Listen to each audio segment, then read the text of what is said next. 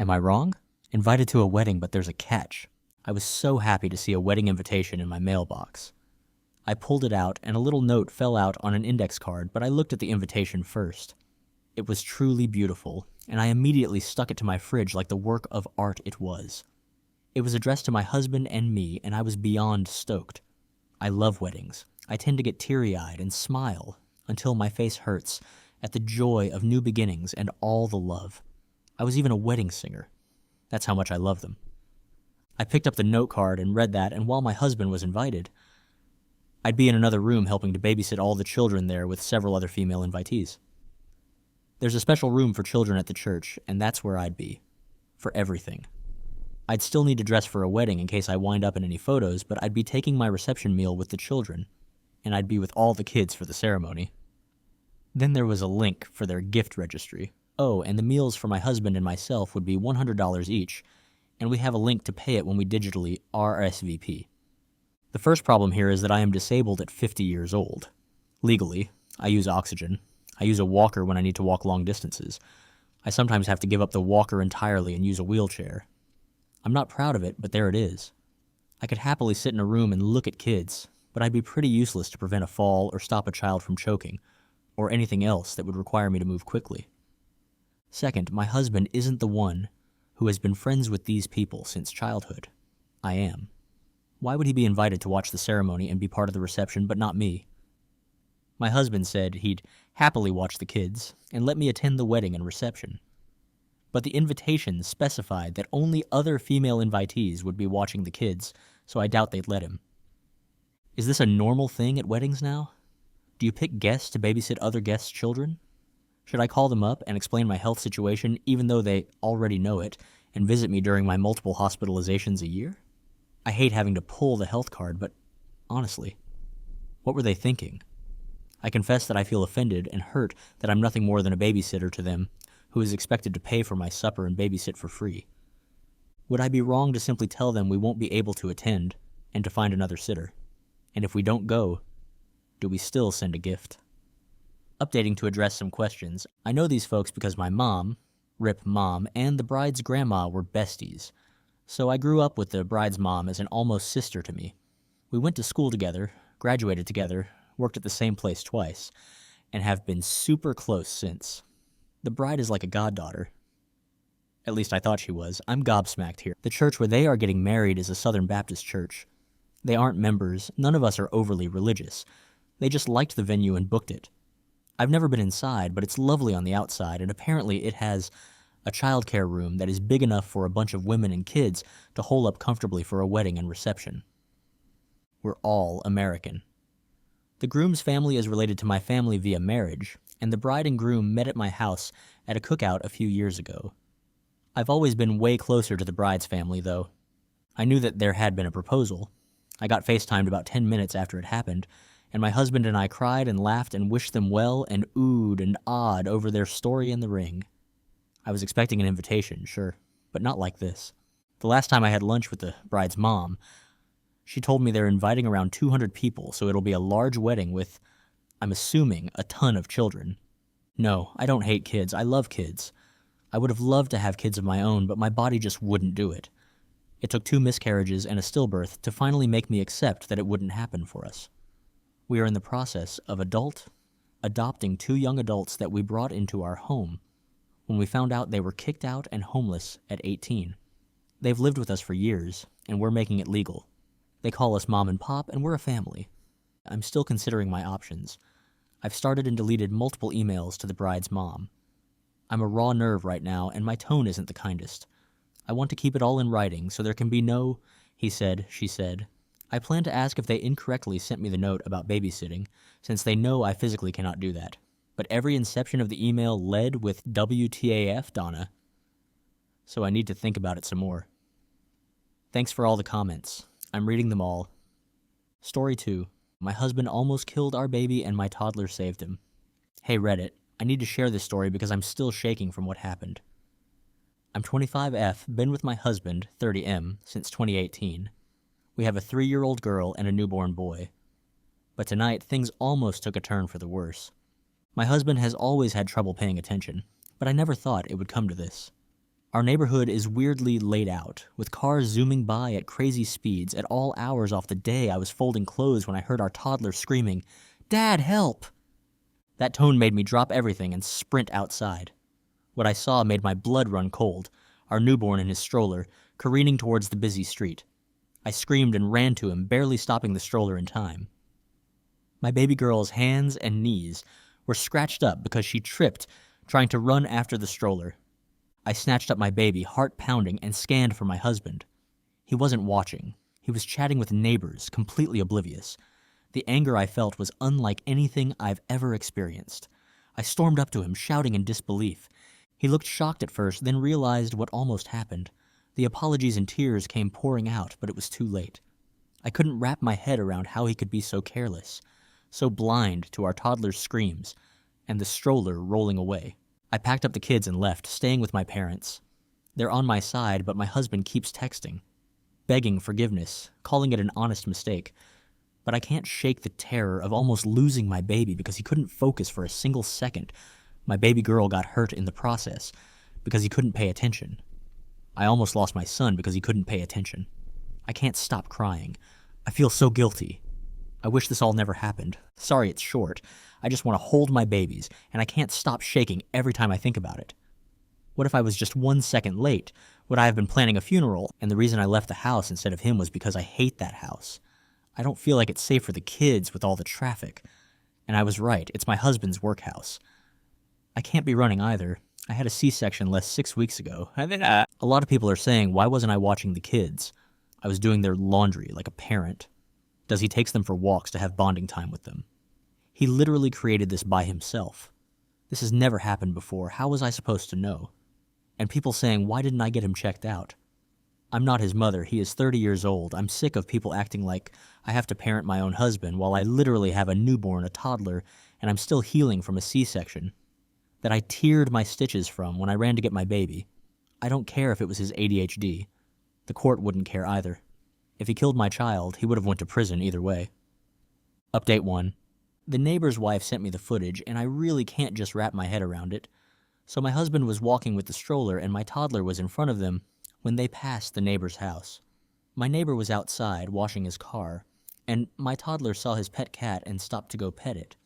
So my husband stopped, left my baby on the road. He didn't even bother locking the wheels and walked all the way up the driveway, not even bothering looking back at the baby. He had his back face to him for about 5 minutes before the stroller just suddenly started moving.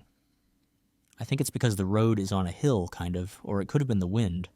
My toddler never went near the stroller. It couldn't have been her. The stroller went down the road and my toddler. That's when she started screaming and running for it when she saw it. The neighbor started running after my daughter when she tripped. He tried to pick her up. That's when the neighbor's wife's car comes into frame, and she stops and starts running back to the way the stroller is coming. After that, you can't really see anything because it's all out of frame. But you can hear all the commotion. My husband just stood there the whole time, hand on his head with a blank stare on his face. He didn't even do anything when our toddler was crying from hurting herself. He only started crying when I confronted him. What do? I genuinely do not know what to do. I'm panicking. This was never the life I wanted for my kids. I don't understand why he wasn't standing there. I have not even gotten a text or a call from him. Since I got sent the video, it's just been silent. I just can't get the sound of my daughter's screams. That's the sound that no mother wants to hear. I can't explain in the moment, but it felt like my blood went cold, and I just felt pure fear. I never want to watch the footage again. Update 2. Hey everyone, I posted here a while back about my husband nearly killing our newborn son. I wanted to give a quick update on the situation. After reading through the comments, I decided to go back to my husband. Many of you pointed out that if I left him, we'd end up with 50-50 custody of our kids, which I couldn't bear. So, I made the difficult choice to stay, even though my love for him has faded. My plan now is to tough it out until our kids turn 18 and then leave. I'm terrified of getting pregnant again, especially since I'm not allowed to use birth control or get my tubes tied. My parents, who could offer support, are moving away, leaving me feeling trapped. Despite everything, my husband tries hard to make things right. He still treats me with affection and goes out of his way to create special moments for our family. Seeing him bond with our newborn and our daughter fills me with conflicting emotions. I know I can't stand being with him, but I can't bear to separate him from our kids either. He was so happy when we came back home, but I can't stand even looking at him. I feel some guilt because he still calls me by my nickname, looks at me like I'm the only girl in the world besides our daughter, and he still continues our traditions. Like when the kids are sleeping, he will go get ice cream and our favorite snacks and sets up a fort on our bed to watch movies on our laptop. Even though I'm sacrificing my happiness, my priority is ensuring my children's safety and well-being. It's a tough situation, but I'm doing my best to navigate it for the sake of my family. Update 3. As you can see from my previous post, I did go back to him, and it was quite literally the biggest mistake I've ever made, but I felt like I really had no choice. No money, family moved out of state. A lot has happened the past couple of months, so it turns out my husband started taking meds for his ad a couple of weeks before I was due to give birth to our son. He took my kids on a walk to cover up the fact that he was also on meth. He took my kids to meet his dealer apparently every time they went for a walk, looking back at the footage now. It makes so much sense because the way he was talking to the neighbor before, everything happened, he was kind of leaning to the side. I talked to my neighbor and I asked him if he knew that my husband was on drugs. He said he didn't, but he noticed that my husband looked a bit off recently. His wife works at a rehab clinic after a fight where I had to flee with the kids. To the neighbor's house, she pointed out that the way he was acting was the way that people acted with drug withdrawal. My neighbor and his wife ended up helping me book a flight to my parents. I'm currently with them right now, and I have spoken to a lawyer that my parents are going to help me pay for. I think all the people from my original post that told me to keep the footage, because it is going to come in handy. My husband keeps sending me videos of him shooting up and doing other substances. He keeps saying that they are going to fix him. He sent me a video of him standing in our kids' room, and he was just screaming at me, saying that it helped him cope with his ADHD. He took a knife and stabbed both of our kids' mattresses. I am not going back. He even cut up the side of my bed. There's a comment from my previous post that has been sitting in the back of my mind and has been bugging me, I think. You know which one it was. It was by their comment, saying, I don't care if it was his ADHD, isn't going to fix anything, and will probably only make things worse. Talking and thinking about it like he intentionally tried to kill your child isn't either. With ADHD, you actually do not register things like this at all sometimes. Life expectancy for those of us with ADHD is actually significantly lower because many of us end up, often accidentally, killing ourselves. It is not the same thing as carelessness, but learning about ADHD a little deeper can help you guys be safer. Understanding how my ADHD works and using different than standard precautions, like my brain needs, has actually most likely saved my life. Lie out what you want from him.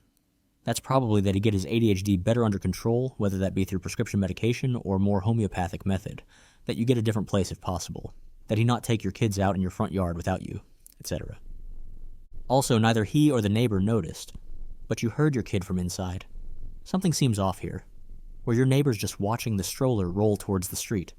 Was your husband on the other side of your house where he couldn't see the stroller? Were you already walking outside as this unfolded? I'm trying to understand better what was going on here and why your husband or the neighbor did not notice, but you did from inside. People with ADHD tend to be incredibly good and quick to act emergency situations, so this is especially weird.